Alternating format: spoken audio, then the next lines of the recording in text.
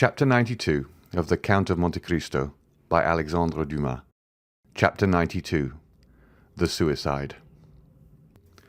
Meanwhile, Monte Cristo had also returned to town with Emmanuel and Maximilien. Their return was cheerful. Emmanuel did not conceal his joy at the peaceful termination of the affair, and was loud in his expressions of delight. Morrel, in a corner of the carriage, allowed his brother-in-law's gaiety to expend itself in words, while he felt equal inward joy, which, however, betrayed itself only in his countenance. At the Barrière du Trône they met Bertuccio, who was waiting there, motionless as a sentinel at his post.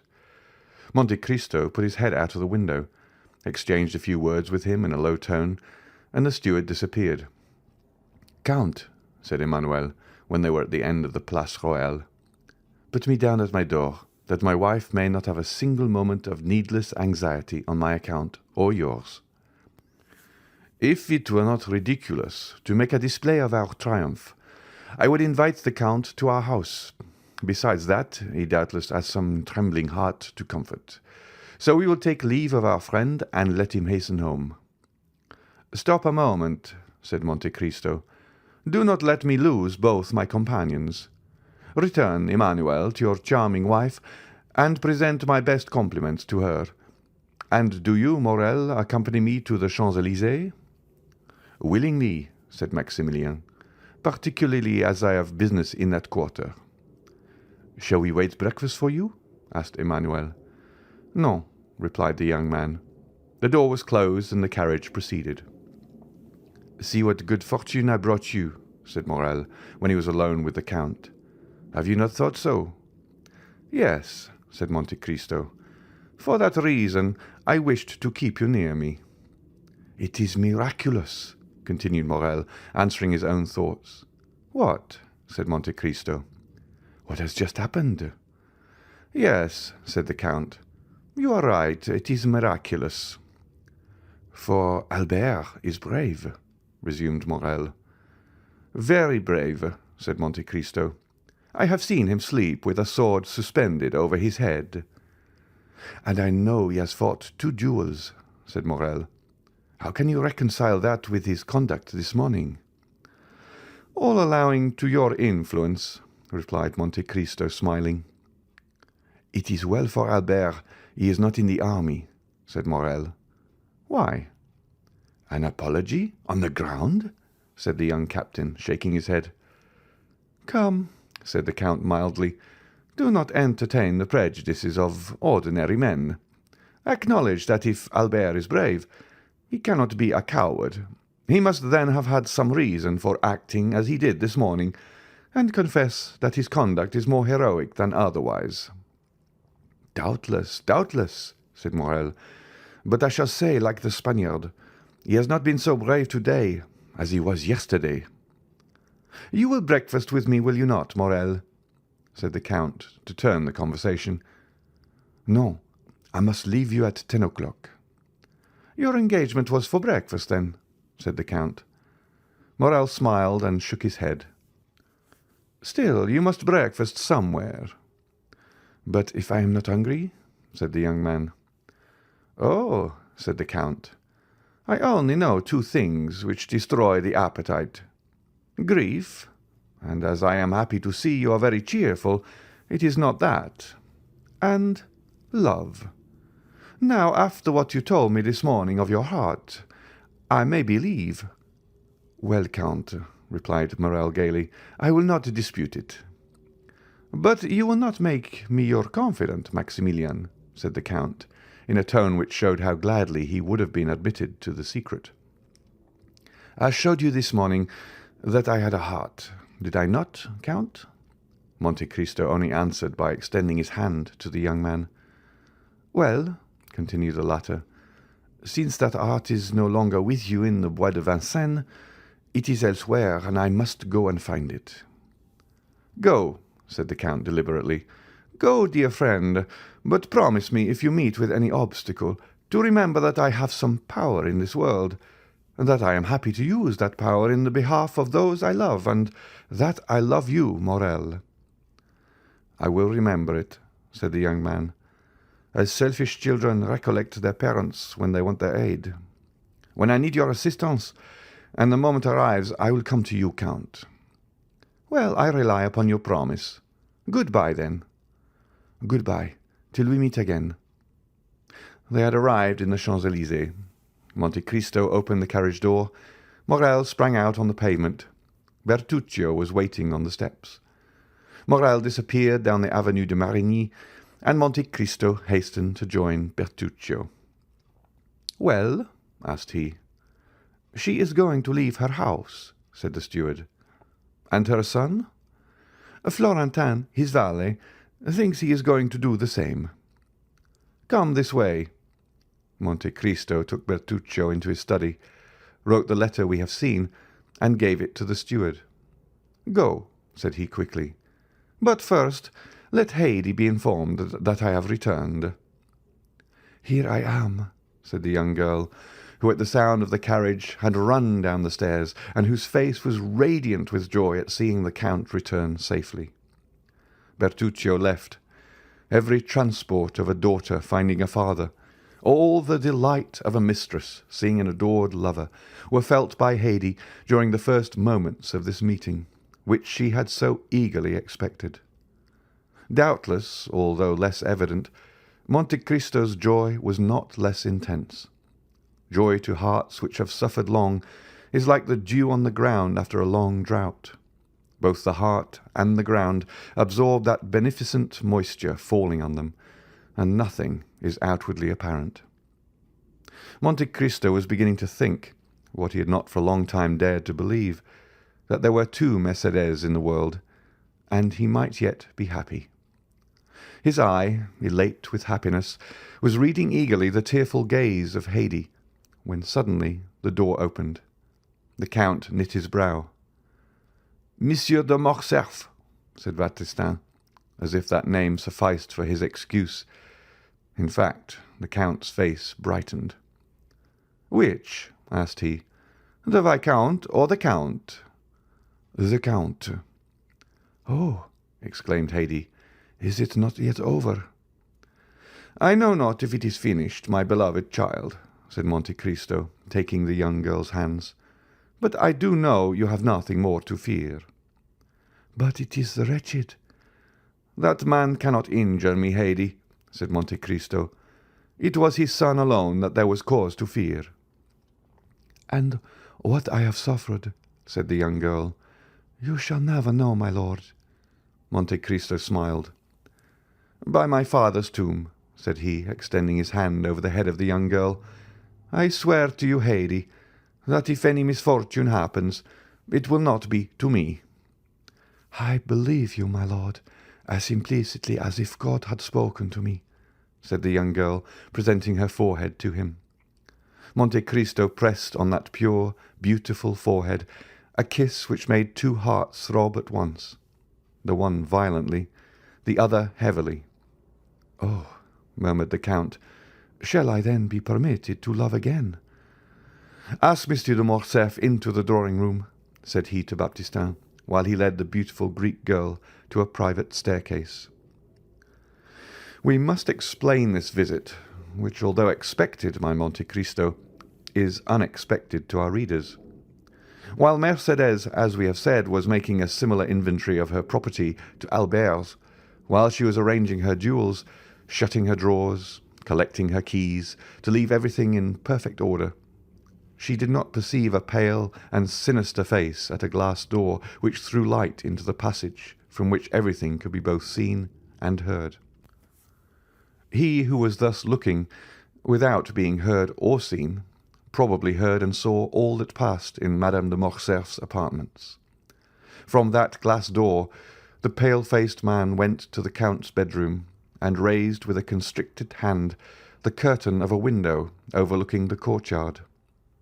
He remained there 10 minutes, motionless and dumb, listening to the beating of his own heart. For him those 10 minutes were very long. It was then Albert, returning from his meeting with the Count, perceived his father watching for his arrival behind a curtain, and turned aside. The Count's eyes expanded. He knew Albert had insulted the Count dreadfully, and that in every country in the world such an insult would lead to a deadly duel. Albert returned safely. Then the Count was revenged. An indescribable ray of joy illumined that wretched countenance like the last ray of the sun before it disappears behind the clouds which bear the aspect, not of a downy couch, but of a tomb. But as we have said, he waited in vain for his son to come to his apartment with the account of his triumph. He easily understood why his son did not come to see him before he went to avenge his father's honour, but when that was done, why did not his son come and throw himself into his arms?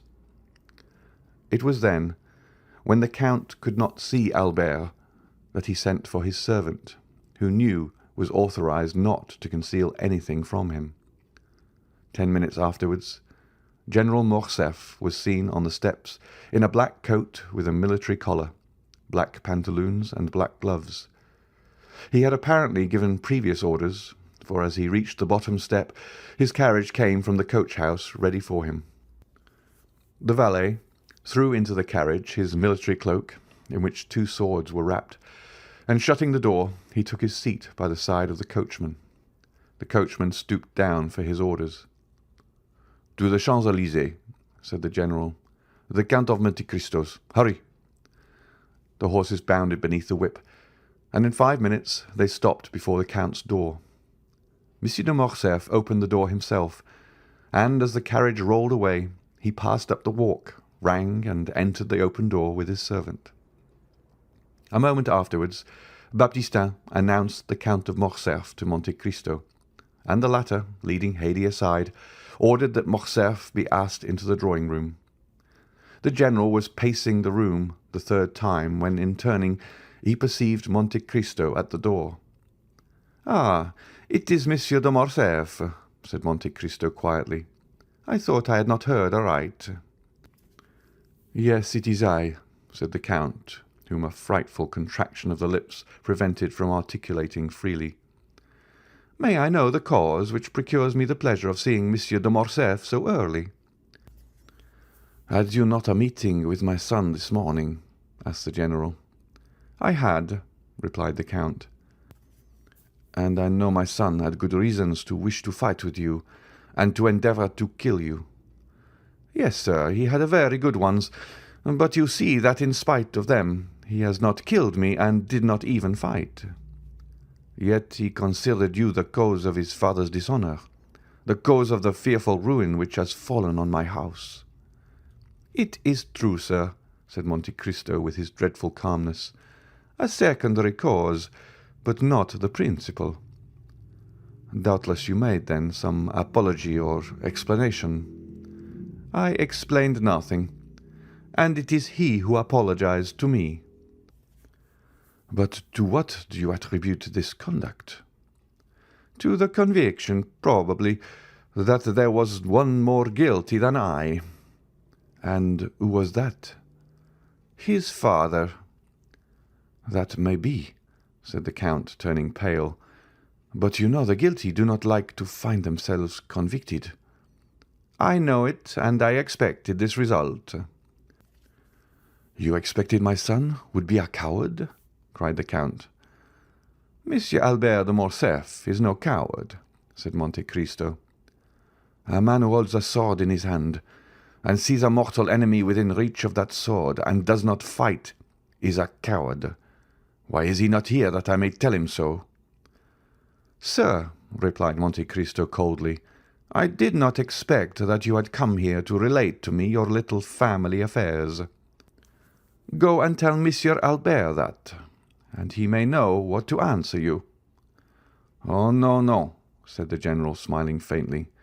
"I did not come for that purpose. You are right. I came to tell you that I also look upon you as my enemy.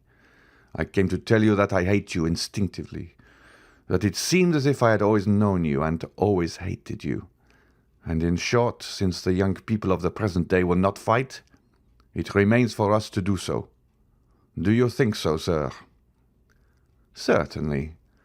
And when I told you I had foreseen the result, it is the honour of your visit I alluded to." "So much the better. Are you prepared?" "Yes, sir." "You know that we shall fight till one of us is dead," said the general, whose teeth were clinched with rage. "Until one of us dies," repeated Monte Cristo, moving his head slightly up and down. "Let us start, then. We need no witnesses." "Very true," said Monte Cristo. "It is unnecessary. We know each other so well." "On the contrary," said the count, "we know so little of each other." "Indeed," said Monte Cristo, with the same indomitable coolness. "Let us see. Are you not the soldier Fernand, who deserted on the eve of the Battle of Waterloo? Are you not the Lieutenant Fernand, who served as guide and spy to the French army in Spain? Are you not the Captain Fernand, who betrayed, sold, and murdered his benefactor Ali? And have not all these Fernands united made Lieutenant General the Count of Morcerf, peer of France?" "Oh!" cried the general, as if branded with a hot iron. "Wretch! To reproach me with my shame when about, perhaps, to kill me! No, I did not say I was a stranger to you. I know well, demon, that you have penetrated into the darkness of the past, and that you have read by the light of what torch I know not every page of my life. But perhaps I may be more honourable in my shame than you under your pompous coverings. No, no, I am aware you know me, but I know you only as an adventurer sewn up in gold and jewellery. You call yourself in Paris the Count of Monte Cristo, in Italy Sinbad the Sailor, in Malta I forget what, but it is your real name I want to know, in the midst of your 100 names, that I may pronounce it when we meet to fight, at the moment when I plunge my sword through your heart." The Count of Monte Cristo turned dreadfully pale. His eyes seemed to burn with a devouring fire. He leapt towards the dressing-room near his bedroom, and in less than a moment, tearing off his cravat, his coat, and waistcoat, he put on a sailor's jacket and hat, from beneath which rolled his long black hair. He returned thus, formidable and implacable, advancing with his arms crossed on his breast towards the general, who could not understand why he had disappeared, but who, on seeing him again, and feeling his teeth chatter and his legs sink under him, drew back and only stopped when he found a table to support his clenched hand. "Fernand," cried he, "of my 100 names, I need only tell you one to overwhelm you. But you guess it now, do you not? Or rather, you remember it, for notwithstanding all my sorrows and my tortures, I show you today a face which the happiness of revenge makes young again, a face you must often have seen in your dreams, since your marriage with Mercédès, my betrothed." The general, with his head thrown back, hands extended, gaze fixed, looked silently at this dreadful apparition. Then, seeking the wall to support him, he glided along close to it until he reached the door, through which he went out backwards, uttering this single, mournful, lamentable, distressing cry, "Edmond Dantès!" Then, with sighs which were unlike any human sound, he dragged himself to the door, reeled across the courtyard, and falling into the arms of his valet, he said in a voice scarcely intelligible, "Home, home!" The fresh air and the shame he felt at having exposed himself before his servants partly recalled his senses. But the ride was short, and as he drew near his house all his wretchedness revived. He stopped at a short distance from the house and alighted. The door was wide open. A hackney coach was standing in the middle of the yard, a strange sight before so noble a mansion. The count looked at it with terror, but without daring to inquire its meaning, he rushed towards his apartment. 2 persons were coming down the stairs. He had only time to creep into an alcove to avoid them. It was Mercédès leaning on her son's arm and leaving the house. They passed close by the unhappy being, who, concealed behind the damask curtain, almost felt Mercédès' dress brush past him, and his son's warm breath pronouncing these words, Courage, mother. Come, this is no longer our home." The words died away. The steps were lost in the distance. The general drew himself up, clinging to the curtain. He uttered the most dreadful sob which ever escaped from the bosom of a father abandoned at the same time by his wife and son. He soon heard the clatter of the iron step of the hackney coach, then the coachman's voice, and then the rolling of the heavy vehicle shook the windows. He darted to his bedroom to see once more all he had loved in the world. But the hackney coach drove on, and the head of neither Mercedes nor her son appeared at the window to take a last look at the house or the deserted father and husband. And at the very moment when the wheels of that coach crossed the gateway, a report was heard, and a thick smoke escaped through one of the panes of the window which was broken by the explosion. End of chapter 92.